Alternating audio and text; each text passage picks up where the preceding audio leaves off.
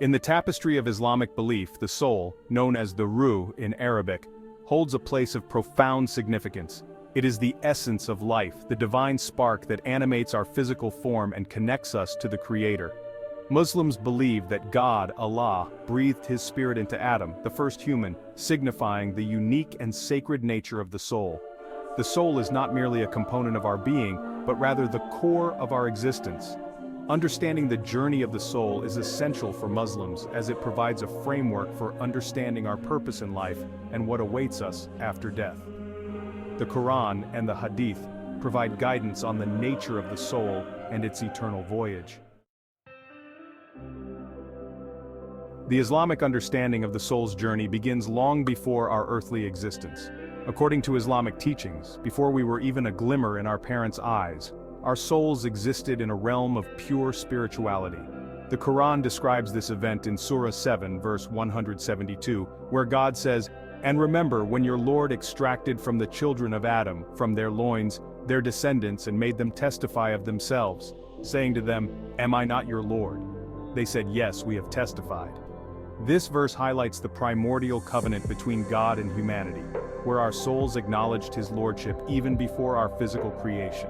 This pre-birth existence is not a period of unconsciousness but rather a time of profound spiritual awareness. He created our souls, knowing all our future choices and actions, yet He granted us free will to determine our eternal destinies. Understanding the soul's pre-birth existence fosters a sense of purpose and responsibility. Death in Islam is not the end but a transition, a passage from the physical realm to the spiritual. The Quran describes this separation in vivid detail, stating that when death approaches, angels descend to gently extract the soul from the body. For those who lived a righteous life, the Quran assures a peaceful departure. Surah 16 verse 32 states, "Those whose lives the angels take while they are pure and good, saying to them, 'Peace be upon you, enter paradise for what you used to do.'" Conversely, for those who lived in defiance of God's commandments, the moment of death is described as a harrowing experience. The state of the soul at the time of death, determined by one's faith and actions in life, plays a crucial role in shaping its experience in the afterlife. This understanding motivates Muslims to live a life of piety and righteousness. Following the separation of the soul from the body, the journey continues in the realm of Barzakh, often referred to as the grave. The Prophet Muhammad, peace be upon him, described the grave as either a garden from the gardens of paradise or a pit from the pits of hellfire. For the righteous, the grave offers a state of peace and tranquility, a glimpse into the eternal bliss that awaits them. Conversely, for those who lived in disobedience to God, the grave becomes a place of questioning and torment. Angels will question the deceased about their beliefs and actions, and their responses will determine their immediate experience. The period spent in Barzakh is not merely a passive waiting period, but rather a time of continued spiritual development. The concept of Barzakh encourages introspection and self-reflection. The culmination of the soul's journey lies in the Day of Judgment, known as Yawm al-Qiyamah in Arabic. This is the day when God will resurrect all beings, and every soul will stand before Him to account for its deeds in the worldly life. The Quran describes this day with vivid imagery, emphasizing its grandeur and the absolute authority of God. Surah 22 verse 5 states, "O mankind, fear your Lord. Indeed, the earthquake of the hour, that is, the day of resurrection, is a terrible thing. Those whose good deeds outweigh their bad will be granted entry into Jannah, the eternal paradise. Conversely, those whose bad deeds outweigh their good will be condemned to Jahannam, the Hellfire." The Day of Judgment is not merely a day of reckoning but also a day of ultimate justice and mercy. Jannah, the Islamic concept of paradise, is not merely a physical destination, but a state of eternal bliss and spiritual fulfillment, reserved for those who lived a life pleasing to God. The Quran and Hadith offer tantalizing glimpses into the wonders that await the righteous in this eternal abode. One of the most captivating descriptions of paradise is found in Surah 55, verses 54 to 56, which states, "Reclining on green cushions and beautiful fine carpets, blessed are the people of paradise." Paradise is not limited to physical pleasures, it is also a place of profound spiritual fulfillment. The greatest reward for the inhabitants of paradise is the opportunity to be in the presence of God, to gaze upon his countenance, and to experience his boundless love and mercy firsthand. The Prophet Muhammad, peace be upon him, described paradise as a place where your eyes have never seen, your ears have never heard, and your mind has never imagined. The descriptions of paradise serve as a source of inspiration and motivation for Muslims. While paradise represents the ultimate reward for the righteous, Jahannam, the Hellfire, embodies the consequences of leading a life contrary to God's teachings.